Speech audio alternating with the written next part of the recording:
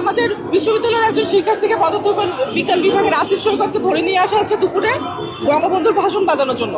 তার প্রতিবাদ হিসেবে আমরা এখন বঙ্গবন্ধুর ভাষণ বাজাচ্ছি শাহবাগ থানার সামনে।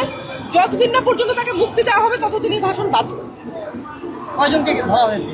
একজনকে ধরা হয়েছে।